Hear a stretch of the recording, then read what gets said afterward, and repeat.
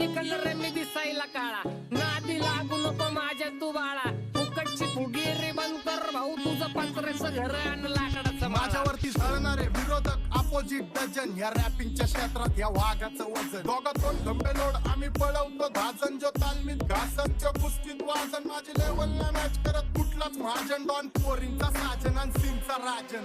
आलीच कुटुला कशाला बाया तू खातीच एवढा भाव, आलीच कुटुला कशाला बाया तू खातीच एवढा भाव. क्या बोलती कंपनी